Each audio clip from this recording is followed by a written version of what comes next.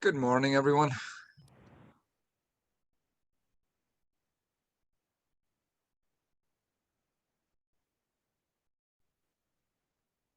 Well, I'm glad to see at least some of us can be here for 8 a.m. in the morning. Seems like our numbers get less and less with each lecture. But I guess we could always say the important people are here, right? Okay, so a couple of things I want to share with you guys. This is probably maybe more applicable to the environmental students. As the environmental students know, there's two things that I usually harp on. One is academic integrity, and the other is ticks. So this was pulled out of the back of my leg last night. The second tick that I've had in the last 5 weeks. I actually, honestly, don't think that I've had a tick bite in the last 25 years. Now I've had two of them in the last 5 weeks. So it just shows that you got to be really careful when you're out there. The only place I can think of where I got this was when we were at the groundwater monitoring well on Tuesday. I guess I mean, I really haven't been anywhere else where I would suspect I would pick a tick up, but so it just shows you when you're outdoors, you gotta be really careful. And I guess even when we're doing simple things like sampling those groundwater monitoring wells, it probably would pay to check yourself as soon as you can after we've been outside. So that's my tick story for today. I think what we're going to do today is we're going to finish up the module on transportation of industrial waste, and then that'll probably fill us up till probably about 9 o'clock. And then what I'll do is I will stop at that point. That will give you guys an opportunity to maybe spend some time on your either your presentation for waste for next week. I'm going to send out a list with the names in alphabetical order so that you can see when approximately when you will come up. I do have a couple of emails that I have to address today from a couple of students regarding the presentation, but I will get to that. I will get to that today. So let's do this. And as I say, the extra time that you have, you can potentially spend either on your presentation for next week or on the homework assignment that I posted yesterday. Okay, so let's go to the slides. Okay, so we went through yesterday in some fairly great detail about generator responsibility under Regulation 347. So now we're going to start looking at waste carriers and what the waste carriers' responsibilities are. So the first one is be registered with the Ministry of the Environment as a carrier. So that registration would take place again on HWIN, and also to have a certificate of approval for all vehicles to be used during transfer. Only use drivers trained in transportation of dangerous goods.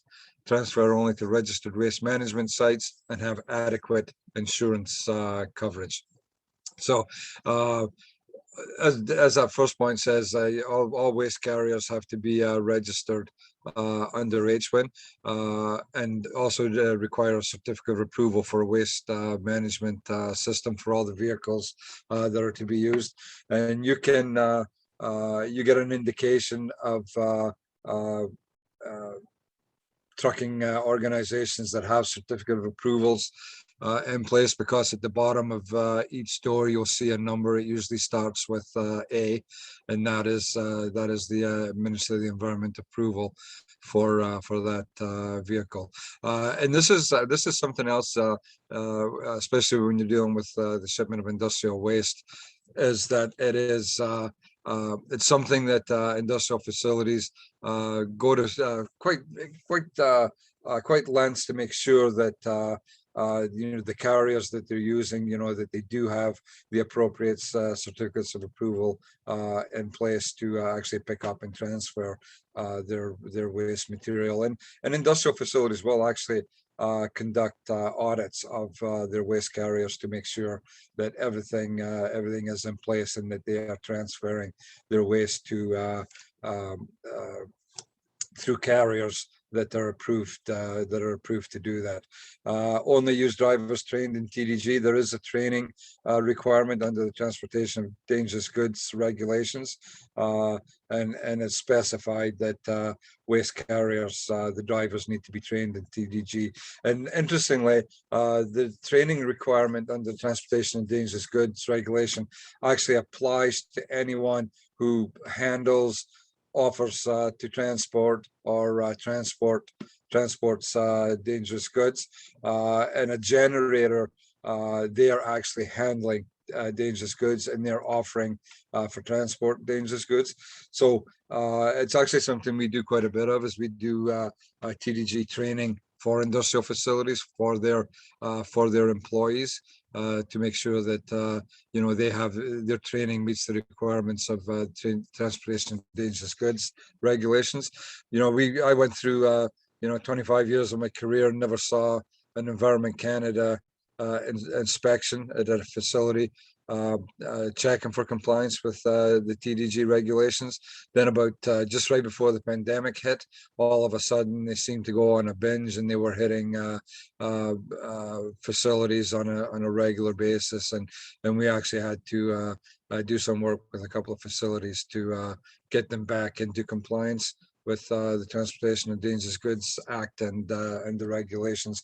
A lot of it revolved around training, the training requirements, but some of it actually involved the storage and the offering of transport of some of the waste. So it was, as I say, it was something right before the pandemic hit that we all of a sudden got this influx of work on that.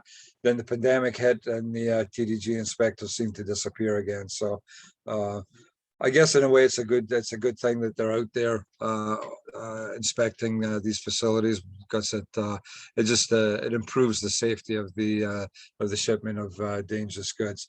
And of course, transfer only to registered waste management sites. That's where these facilities, industrial facilities, where their auditing process comes in to ensure that they are transferring to registered waste management sites, and waste carriers have to have adequate insurance coverage, and that insurance coverage is generally specified in their environmental compliance approval.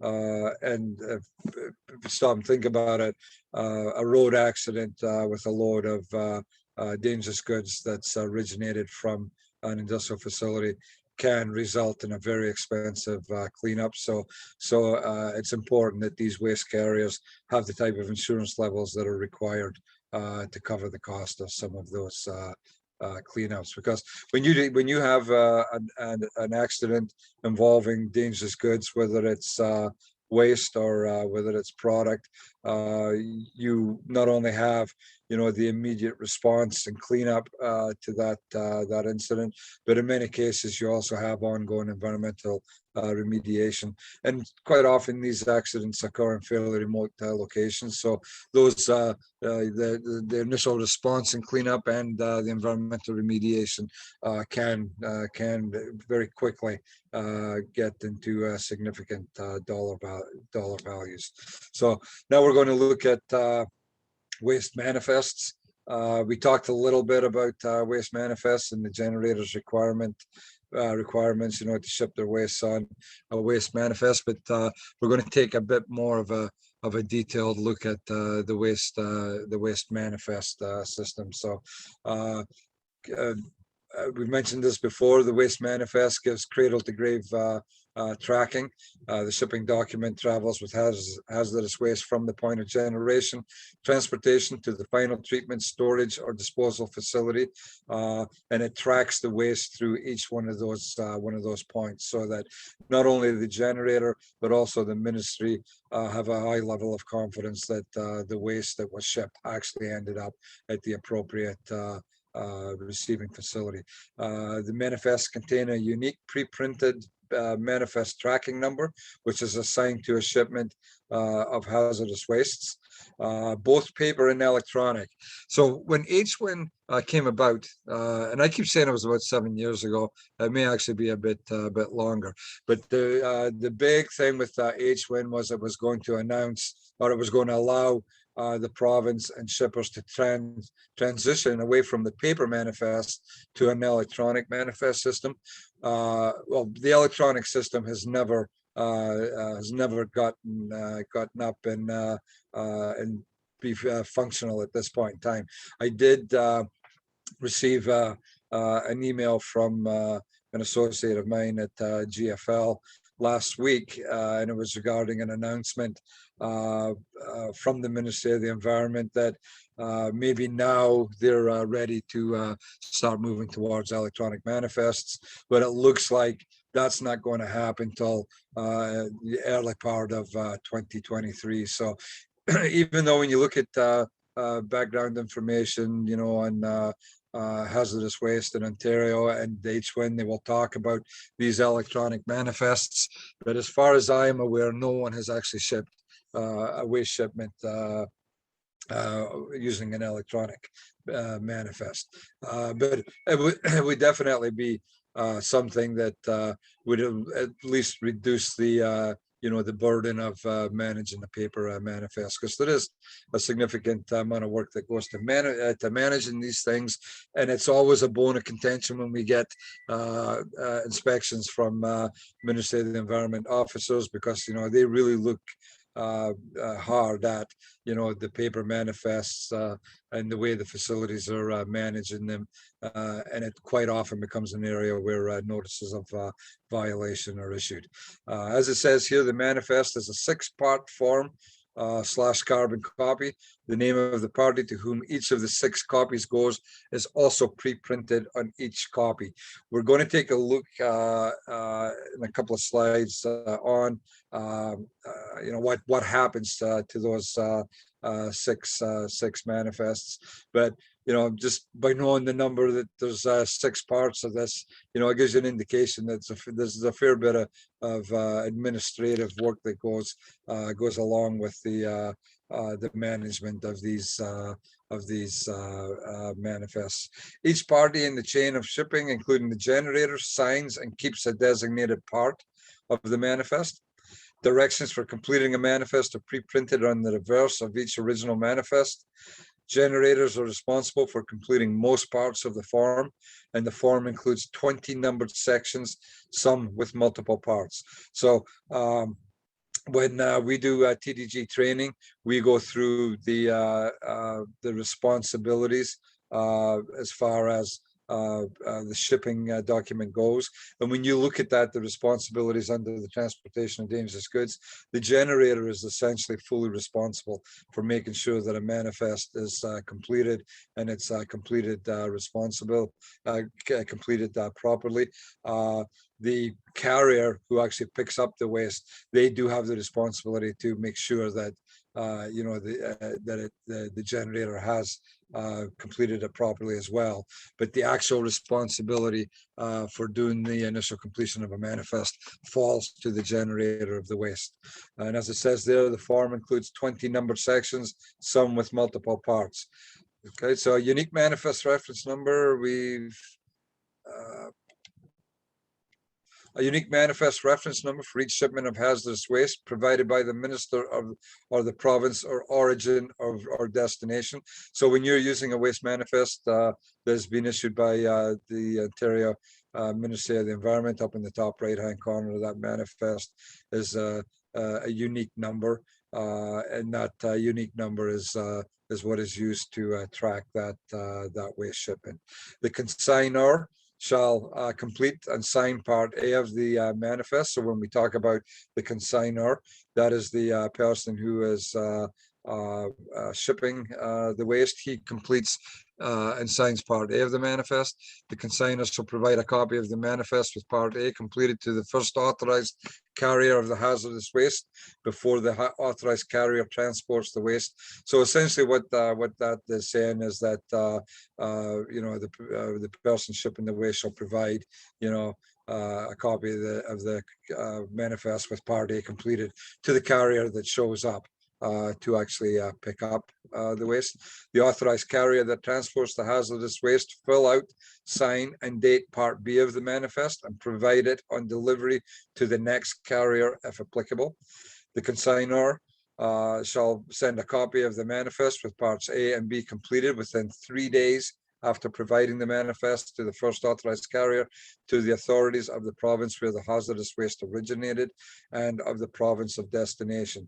So that is one of the key administrative tasks, is that within 3 days of the shipment being picked up is the designated person at the industrial facility. They will take, I believe it's copy one, they'll put it in an envelope and they'll mail it to the Ministry of the Environment.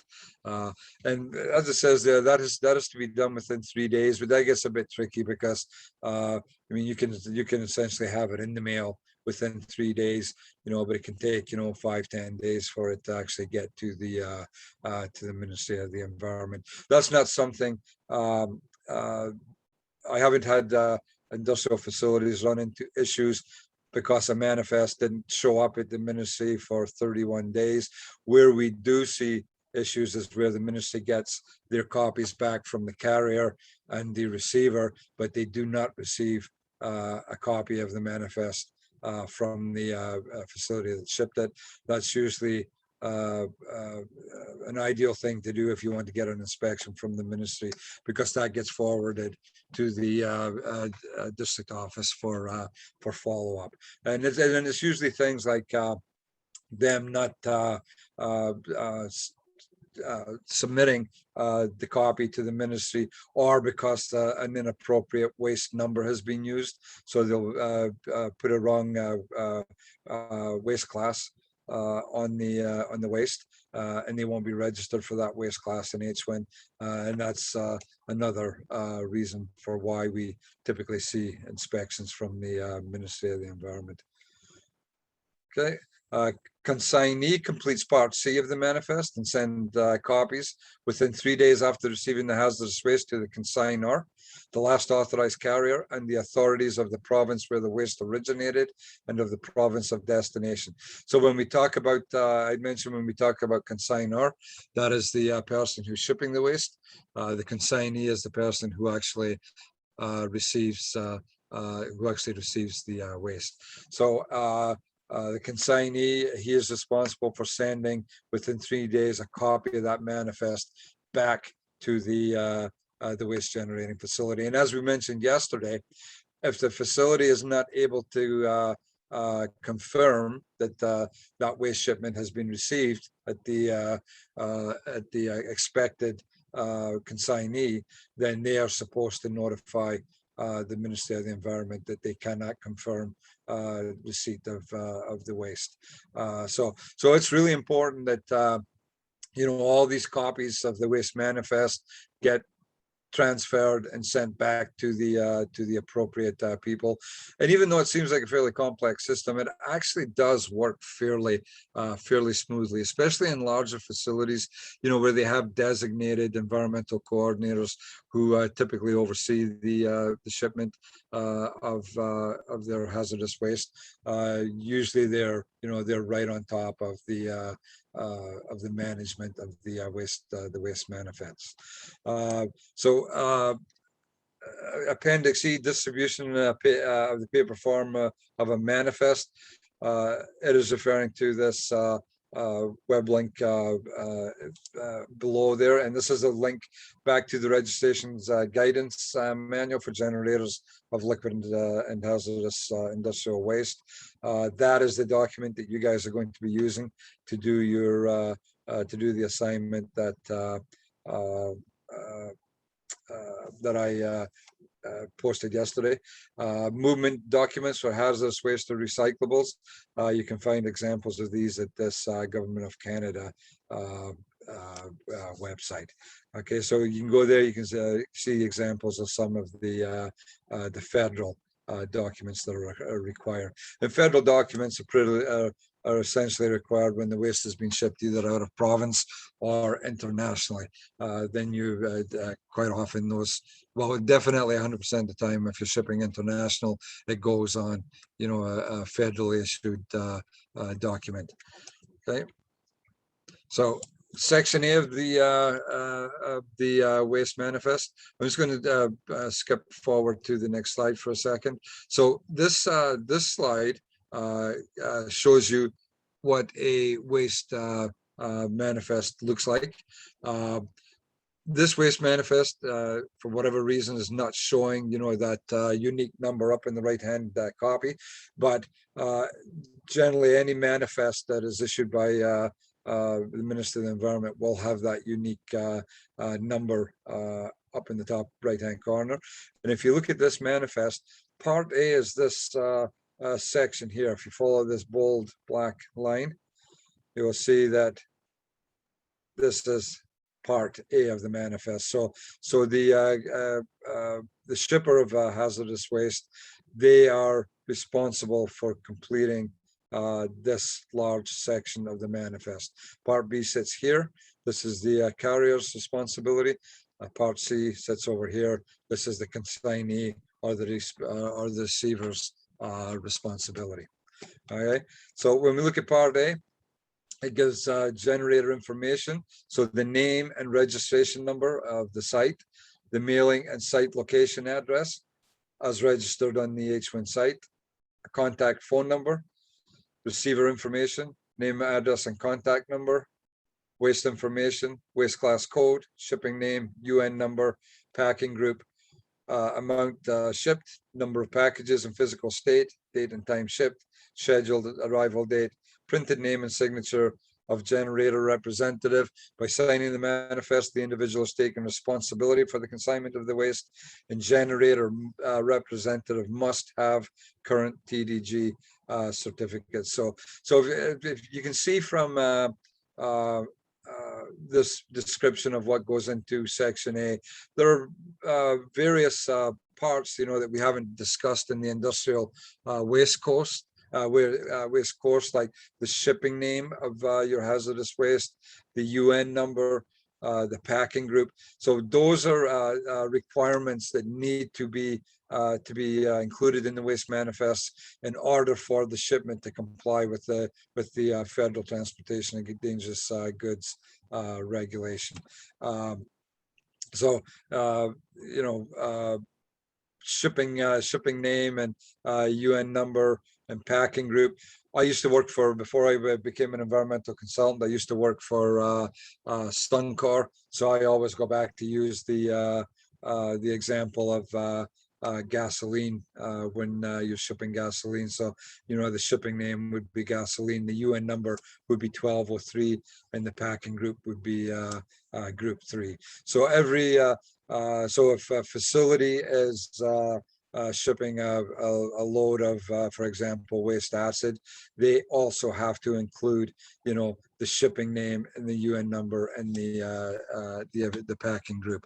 There is also a requirement on the waste manifest, I believe, where there's a requirement for an indication of how many placards need to be added or displayed on the vehicle with the shipment of each waste. And when I talk about placards, if you're ever driving down the highway and a truck pulls up beside you, and you'll see those diamonds on the back and the sides, and the diamonds can be either red if they're carrying a flammable substance, or they can be, you know, black and white if it's a corrosive substance.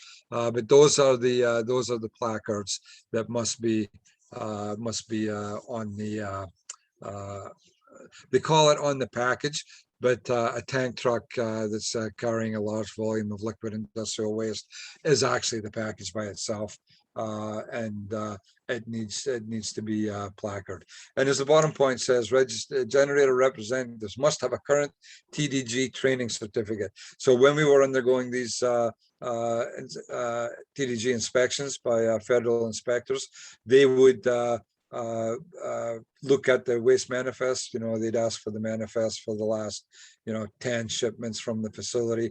Then they would ask to see the training certificates for each of the individuals that had signed those manifests. And that was a fairly big area, because in a lot of cases, especially if the facility was a smaller facility, they generally had no idea that the people signing the manifests had to have training certificates. So that was an area where we had to quickly do a bunch of training and get these people certified and provide them with certificates so they could share them if they were to undergo another inspection. So maintaining hard copies. So this is a breakdown of what happens with these hard copy, right? So copy one, it's white in color. That goes to the Ministry of the Environment, right? So the generator of the waste sends it, mails it to the ministry within 3 business days of the shipment. Copy 2, which is green, is retained by the generator for the legal requirement of 2 years. If you remember from yesterday, there is that requirement to maintain all shipping documentation for a period of 2 years. So they maintain copy 2, which is green. Copy 3, which is yellow, also goes to the Ministry of the Environment, and the receiver, he or she mails that to the ministry within 3 business days of receiving the shipment. Copy 4, which is pink, is retained by the carrier. So again, there's a legal requirement on them to keep that manifest on site and available for 2 years. Copy 5, which is blue in color, is retained by the receiver. And again, legal requirement on them to keep it for 2 years. Copy 6 is a brown copy. Receiver needs to mail copy 6 back to the generator within 28 calendar days. Once copy 6, brown, has been received by the generator, they file it with copy 2, which is the green copy, and they maintain both of them on site. In Ontario, the generator must receive the brown copy 6 within 28 calendar days. Weekends and holidays are included in the 28-day count. And as we saw yesterday, if they do not receive the brown copy within 28 calendar days, they must notify the ministry that they have been unable to confirm that a waste shipment was received at the correct carrier. Okay, so when in both cases, if a facility is undergoing a provincial environmental officer inspection or a federal TDG inspection, they ask to see the copy 2 and the copy 6 for each waste shipment. And essentially what happens is usually as soon as a load of hazardous waste is shipped from a facility, the green copy is sent immediately to the person responsible for managing the shipment of hazardous waste. In many cases, that's the environmental coordinator at the facility. And then when the brown copy is received back at the facility, excuse me, there is usually a policy or a procedure in place at the facility as to what happens when these manifests are received, to ensure that they end up with the person responsible for managing for the management of the manifest. And they generally take that brown copy and the green copy, they staple them together, and they put them in the file in date order. So so every couple of months they can go to the ones at the back that are more than 2 years old. They can essentially at that point in time take them and shred them or do whatever they want. But most facilities will just take them out of that file, and then they will put them into permanent storage someplace so that the facility does have a permanent record of the waste shipment. Okay, manifest generator requirements. You find them in section 19 of Regulation 347. No generator shall permit subject waste to pass from the generator's control or to leave the waste generation facility except by transfer of the subject waste to a waste transportation system operating under a certificate of approval or provisional certificate of approval, and where the generator has completed a manifest in respect of the waste in accordance with the manual and this regulations, or by direct discharge to a sewage works subject to the Ontario Water Resources Act or established before the 3rd day of August 1957, or to a sewage system as defined in Part 8 of the Environmental Protection Act. No generator shall transfer subject waste to a waste transportation system unless the subject waste is so packaged or marked that it meets the transportation requirements of the Transportation of Dangerous Goods Act of Canada. We've talked quite a bit about these waste manifests and how it's the generator's responsibility to fill these out. In reality, what happens in virtually every case is that the waste hauler that is going to pick up that waste, they will print out the waste manifest and they will complete all the necessary sections, and then they bring a completed manifest to the facility. The facility checks that it's everything is okay, and then they sign it. This second point, no generator shall transfer subject waste unless the package is marked. We just talked about that. These marks that they're talking about are generally the placards that you see, and as I described on vehicles that you see on the highway, and there's a very good reason for having those placards. If one of these vehicles, especially if it's a tanker truck carrying very large volumes of, whether it's gasoline going to a retail gas bar, or a load of waste acid or some other hazardous liquid, if that truck is involved in a serious accident on the highway, the emergency responders that are arriving at the scene, they can usually quickly determine what is on that truck by the placards that they can see that are supposed to be visible from all four sides of that vehicle. So they immediately get information from seeing those placards, and that begins to guide the response that they're going to take to that specific incident. Okay. Every carrier shall report to the director the number of every intact manifest supplied to the carrier that is lost, spoiled, or used other than in accordance with this regulation. So if a carrier happens to, and I mean it does occur occasionally, where something happens, a driver sticks the manifest in his pocket, then it falls out and they can't locate it, the carrier must report that to the ministry that it has been lost. No carrier shall have possession of subject waste unless the carrier has, accompanying the waste, a manifest in respect of the waste completed by the generator in accordance with the manual and the regulation, except during a transfer while the manifest has been completed by a generator or receiver. So anytime that waste is under the care and control of that carrier, they must have a completed waste manifest with them. For the purpose of Section 1, a manifest is not completed by a generator in accordance with this regulation if it contains an obvious error. And you can see the way this is worded, is that responsibility falls upon a generator. And the most common error, as I said earlier, is that the wrong waste class will or long waste class or characteristic will be used in error, and that is the one that is most commonly picked up by the Ministry of the Environment. I would suspect that when we do go to electronic manifests, you're going to see a lot more of these obvious errors being picked up. Because if you stop and think about it, all these paper manifests are going to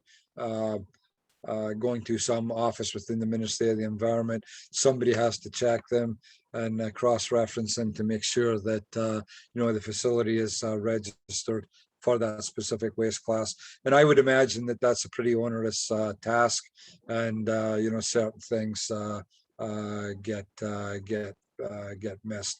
Not even the Ministry of the Environment is perfect. I do know in one of the assignments that I had handed in, when we were looking at we were pulling the waste records from the Ministry of the Environment's HWIN database, and there was a student. One of the students had misspelled Mississauga all the way through his assignment. So I pointed that out to him, and he came back to me and said, that's how the Ministry of the Environment have spelt it all through the database. When I went and checked, he was right. Mississauga is misspelled in pretty well every instance within the Ministry of the Environment's database. So, as I say, not even the Ministry of the Environment's perfect. Even they tend to make mistakes. So that's the catching of these obvious errors. I'd imagine they don't catch them all. But when we go to an electronic waste management or waste manifest system, this whole process, I would imagine, is going to become easier. You're, instead of waiting for a manifest to come back from a receiver, you are more than likely just going to be able to log in, and you're going to see some type of electronic acknowledgement that the receiver has received it. And I'm quite sure the Ministry of the Environment will have tools set up that will scan these manifests to make sure that they are completed. Okay. No carrier shall permit subject waste to pass from the carrier's control except in accordance with this regulation. A carrier with the specific approval of a regional director of the ministry or an alternative may transfer subject waste in Ontario to another vehicle in the same waste transportation system, or to a waste transportation system operating under certificate of approval or provisional certificate of approval, or to a receiving facility to alleviate a dangerous situation.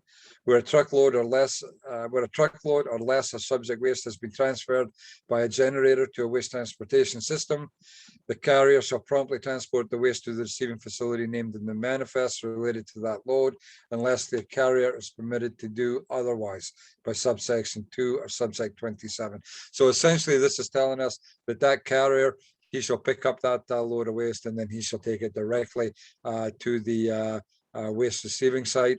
But in many cases, the carrier, under their certificate of approval, they're allowed to take them into their facility and either bulk that load with other waste into a larger shipment, and then reship it from there. But if they are not allowed to do that under their certificate of approval, then they must take it pretty well directly to the waste receiving facility. Manifest additional requirements for transportation within Ontario. You find under section 23 of regulation 347. Transportation out of Ontario is found in section 24. Transportation into Ontario, section 25, and transportation through Ontario, section 26. Okay, so this says that we are going to continue this. We're going to continue this next week. What I'm going to do right now is I'm going to take the 10-minute break now. We'll come back at 9 o'clock. I just want to take a look at the next section. If it's just essentially a continuation, and it's going to be. Curtis says, don't think we'll have time for a lecture next week. I think Curtis might be right. Yeah, so I think I'm going to take a look at this next section. I got a funny feeling that it might be pretty brief, and it's going to be maybe a continuation of this. So let me take a look at it. We may just continue right through, or we may stop at this point. So let's take a 10-minute break, and then we will come back at 9 o'clock. Okay. All right. Thanks, guys.